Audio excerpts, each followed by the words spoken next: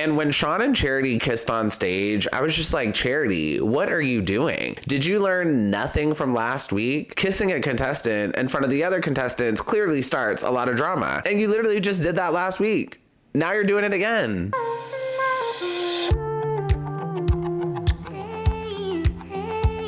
Hi everyone, my name is Demetri and welcome back to DemetriTube. The Bachelorette, night 3. Let's talk about it. As always, if you're enjoying my videos, please go ahead and pound that like button, pound that subscribe button, and ring that notification bell. I'm a growing YouTuber and the likes and subscribes really help me out. Okay, so just one thing before we get started. So last night I went to the gym and then I grabbed some dinner and then I sat down to watch The Bachelorette at 8:40 p.m. And then I completely forgot that they moved the show to 9 p.m. And then I waited 20 minutes ready to watch The Bachelorette, and then they started showing Claim to Fame. The show's supposed to be on from 9 p.m. to 11 p.m., right? I'm not tripping. And then I waited 15 more minutes because I thought it was a glitch or something. I was like, oh, maybe they'll switch to Bachelorette, and they never did. So I don't think it came on until like 10 p.m. And by the way, if y'all don't know, I'm on the East Coast. So if you're on a different time, I'm on East Coast time. So I ended up just going to bed and watching it the next morning. But it was weird because I was waiting for people to say they had glitches and stuff on Twitter, but I really wasn't seeing anything. So I'm like, am I the only one who had this issue? Anyways, that's all I got. Let's dive into the episode. The episode starts and the first one-on-one goes to Brayden, and for the date, they take a helicopter ride to Petco Park in San Diego. And what made this date even better is Brayden is from San Diego. That's his hometown. And while Brayden and Charity were heading to San Diego in the helicopter, they cut to clips of the other contestants riding on a bus. And there's just two things I want to point out. First, Xavier was knitting on the bus. And two, some of the guys were complaining because they had to ride on a bus and sit in traffic, but like riding in a bus really isn't that bad, especially if you don't have to drive. Like, just make use of the time. You get to either sleep or you can do like Xavier and knit a scarf. Overall, this was a pretty cool date. Riding on the helicopter is always fun. Definitely overdone on Bachelor and Bachelorette, but still pretty cool. And then when it comes to Petco Park, this was kind of cool. Yes, it's cool to get a whole baseball park to yourself, but at the same time, production didn't really plan anything for them. Like, all they did was hang out with the San Diego Padres mascot, and they threw around a baseball for a little bit, and I think they also laid on a blanket and sipped some champagne, and I was just expecting more. So they did a similar date on Michelle Young's season, and during Michelle Young's season, Michelle and what was his name?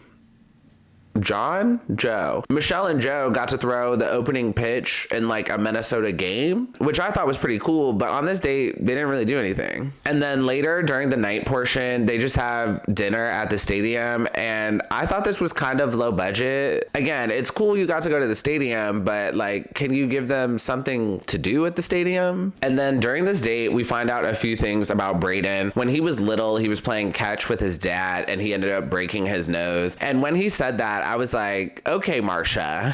Hi. Hey, you guys.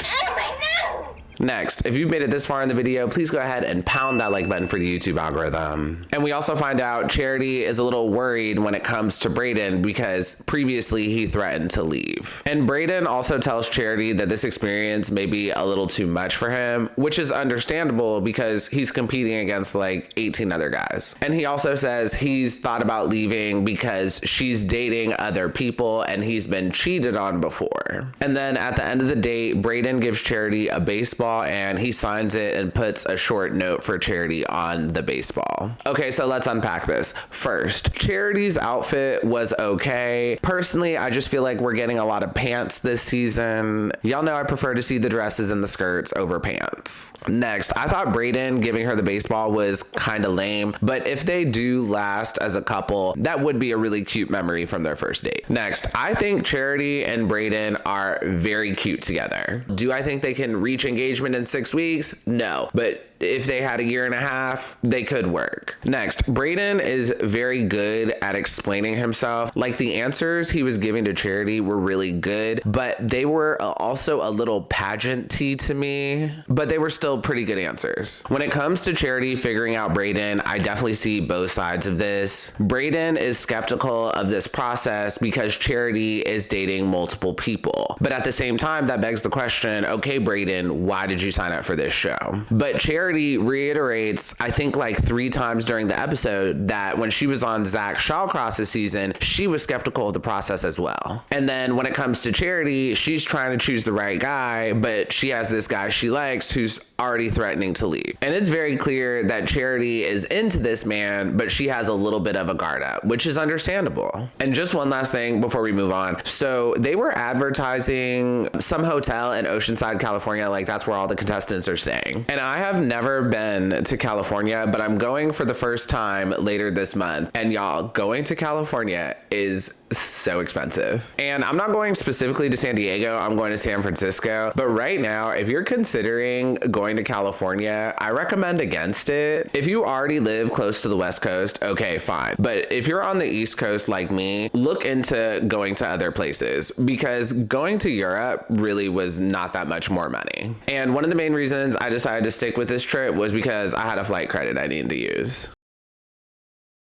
Now we're moving on to the group date, and this was the most amazing group date ever. ABC gave us a Barbie themed group date hosted by JoJo and Jordan, where Charity got to play Barbie and all the contestants got to dress up as different Kens and write a song and sing for Charity. Forget a helicopter to a yacht. This is one of the best dates I have ever seen on this show. And sidebar, I want to see the Barbie movies so bad, but like none of my friends want to go, so I may just go watch it by myself. And yep, it's that time, outfit of the episode. For this week's outfit of the episode, I'm giving it to Charity during her Barbie themed group date. Charity is wearing an all pink number. It's a pink jacket paired with like a pink bustier crop top paired with matching pink shorts and matching pink platform heels. A very cute necklace, and I also love her hair as well. This is just such a fun outfit. It's a cute outfit and it pulls you into the Barbie fantasy. How can you do a Barbie date and not wear all pink? This was literally the perfect outfit just to go to the beach and hang out and judge a bunch of different Kens. And for that, that's why I gave it out for the episode. And y'all, I was so gagged watching this date. I loved every minute of this date. So all of the contestants had to dress up as different Kens, and then they had to create a song and then sing it for Charity. And half of the Ken outfits were fun and the other half were a mess. But some of my favorites were Cowboy Ken, Bad Boy Ken, Ice Skater Ken, Rollerblader Ken, and 80s Ken. Those were the fun ones. But John had to be B-Day suit Ken, which looked an absolute mess. And Tanner said he looked like a giant sperm. Adrian was classic Ken, which was just kind of boring. Dotun was astronaut Ken, but he just ended up looking like Tyler, the Creator. You make my earthquake. And then Xavier was sugar daddy Ken, and I don't understand why they put Xavier and Dotun in these little pussycat wigs. And then Sean was Ryan Gosling Ken. Sorry, double denim Ken. Oh, and sorry, one more. Aaron S was glitter beach Ken, and I liked this outfit, but I wish someone else had worn it. I feel like honestly anyone else probably could have pulled off this outfit a little better than he did. So during the competition part of the date, there's just a few honorable mentions. First, I want to talk about Dotun. Dotun did an amazing job. He absolutely sold it for me. And even though he looked like Tyler, the Creator, I loved his performance. Next is Caleb, who is Cowboy Ken. Caleb sounded so good on the mic, and he gave us the fantasy. I was completely sold on him being Cowboy Ken. Absolutely loved his performance. And lastly, we have Sean. Sean was Ryan Gosling Ken. Double denim Ken. And he brings Charity on stage and he gives her a kiss. He also ends up taking off his shirt. And when he took off his shirt, it was definitely giving Justin Bieber tease. And when Sean and Charity kissed on stage, I was just like, Charity, what are you doing? Did you learn nothing from last week? Kissing a contestant in front of the other contestants clearly starts a lot of drama. And you literally just did that last week. Now you're doing it again. Anyways, Sean ends up winning the competition, but Caleb or Dotun really should have won. And sidebar, Sean's eyes are like crazy. They're like a light blue green. Like his eyes are just so intense. And last thing before we move on, Xavier was so pissed that he did not win this competition. After that, we move on to the night portion, and first up, I want to talk about John. So at this point, I'm like kind of tired of John. He's always trying to be Mr. Nice Guy and Mr. Diplomatic. It almost feels like he's trying to win Miss Congeniality or something, but the goal of this is to win Charity's heart. And if not Charity's heart, a spot in paradise. But at the same time, I don't think he would do well in paradise, so maybe he's trying to get a shot to be the next lead. But John and Charity end up having a one-on-one, and we find out John used to play guitar for his worship team, so it's possible he's a man of God, and I really like that. And during their one-on-one, not really much happened, but John just seemed really nervous around her, and he was like stumbling over his words. At this point in the competition, he really needs to like get over this nervousness and start getting more comfortable with Charity. And then when it comes to Charity's outfit for the night portion, I kind of liked her top. I didn't love it though, but her earrings were really cute. Next, during the night portion of the date, Sean walks in later than the rest of the contestants, and when he walks in, he sings, and he gets all the other contestants so mad, especially Aaron S. And I absolutely loved this part because he had some of these contestants so bothered. And Aaron in particular was especially mad, but I felt like he shouldn't have been that mad. But if I was in this situation, if I was Sean, I would have told the guys, y'all can stay mad. I don't care. I got my one-on-one time. And then to make things worse, Sean is the first person to steal Charity away during the night portion after he just got some time from winning the competition. Now, I'm pretty sure this entire situation was completely staged, but I was absolutely here for it because it had some of these guys so bothered. And the editing this episode was amazing because there was a scene of the guys like all mad at Sean, and I think one of them questions like, oh, I wonder what they're talking about. And then they immediately cut to Charity and Sean, and they're not even talking, they're just kissing. And then Charity also has a one-on-one with Dotun, and for their one-on-one, she brings Dotun to her room. And I was like, Charity, what are you doing? This is not fantasy suites. You need to chew. And during this one-on-one, Dotun tells Charity that she's becoming his ideal woman, and Charity absolutely loved this. Charity loves words of affirmation, and she loves feeling chosen. And during this one-on-one, Dotun gave her both of those things, so he ended up getting the rose. And for me, when it comes to Charity and Dotun's connection, I'm not completely sold on it. Something between them is just really clunky for me. Okay, now we're moving on to the one-on-one with Warwick, and all of the other contestants were shocked when Warwick got the one-on-one. Joey said he forgot he was even a contestant. And at the beginning of this date, Bachelor production is doing a really good job at tricking us because Warwick and Charity, when they were getting ready for the date, Warwick was definitely getting like a future Bachelor edit. But as we're going to talk about in a little bit, the date does take a turn. So for the date, Warwick and Charity go to Belmont Park, which is like an amusement park, and they get the whole park to themselves. This is a dream date. This is an amazing date. I would love to do this type of thing. But when Charity picks up Warwick for the date, Charity tells Warwick, oh my God, you look so good. Do a turn for me. And I thought this moment was like kind of weird. It was almost like the genders had flipped. I feel like usually it's the guy telling the girl how great she looks and asking her to do a turn, but it was flipped. It was Charity asking Warwick to do it. And I will say, I thought that was a little weird.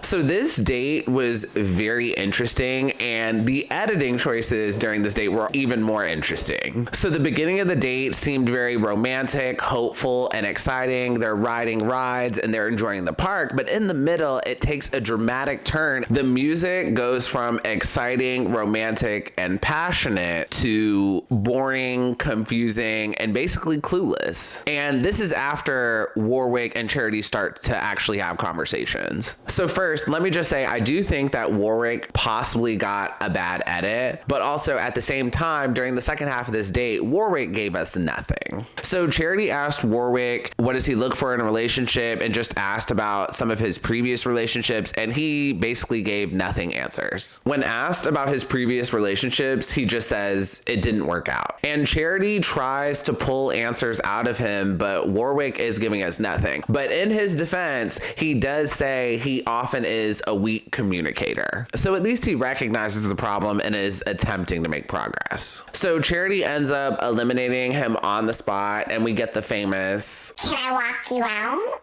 And this was a pretty easy decision for Charity. And during Warwick's exit interview in the Uber XL, he's basically falling asleep during the exit interview. So I really don't know what to make of Warwick, because he really gave us nothing on this date. I don't know if he was nervous on camera, or maybe he's just not the brightest, or maybe he was truly just tired. I don't know.